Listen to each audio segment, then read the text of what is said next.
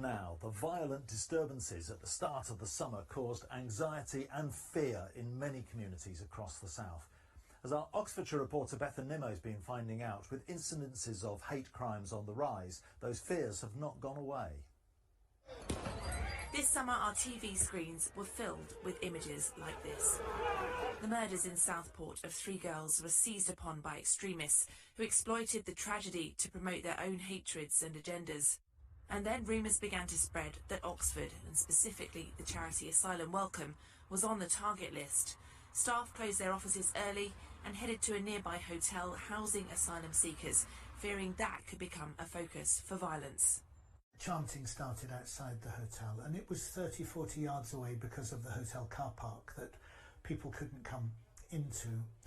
And at first there was a real sense of worry, what's going on, and then you realise that the chanting was upbeat, and for a native speaker you could recognise that it was supportive, encouraging messages, and it was the counter-demonstrators who were chanting that basically Oxfordshire was welcoming these refugees and no harm was going to come to them. Mohammed was one of the asylum seekers living there.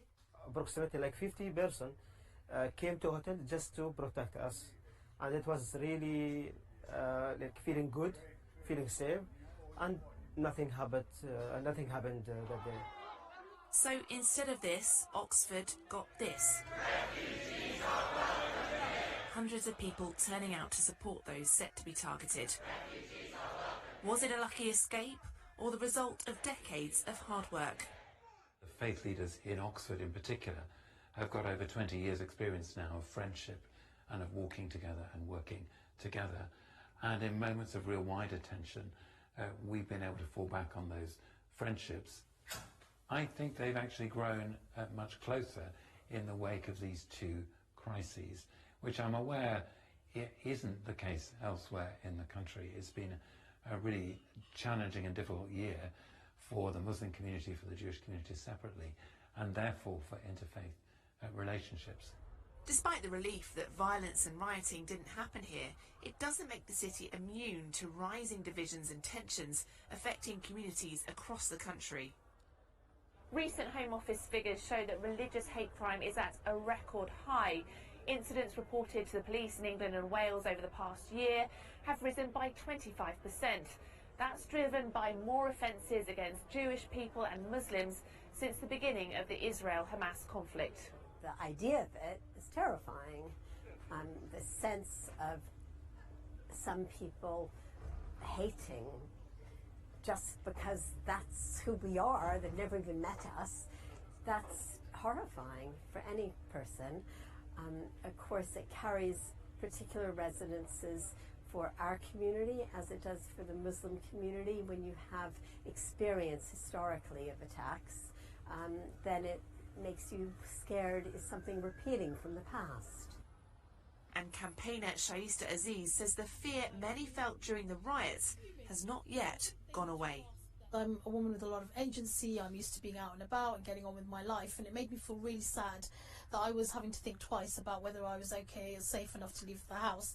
And not just me, but women in my family, we were having these discussions, and we continue to have these discussions because we are aware that even though we live in a relatively safe city where these instances are rare, thankfully, when there is something happening nationally, it does impact you, impacts your mental well-being, your sense of safety and your sense of belonging. And there's mixed feelings in Oxford about whether the conditions that led to the riots still exist. We're a very coherent community here, and so I think it would have been very difficult for the far right to come in. I would say it's a melting pot, Oxford, but there are sentiments of, these racial sentiments that are still embedded. It will definitely happen again. In terms of the riot, yeah, people are going to lash out. Certainly many of the underlying causes have not been resolved.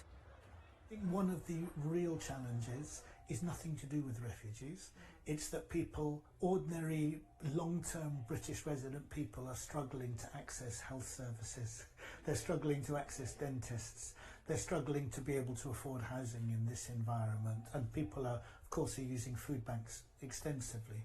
So that underlying feeling of exclusion and poverty is not about refugees. Many different factors undoubtedly contributed to Oxford's riot that never was. A government crackdown may well have been taking effect, and tempers cooled as consequences became clear. But there's certainly a feeling among many now that amid national and global divisions, efforts have to be redoubled to build unity.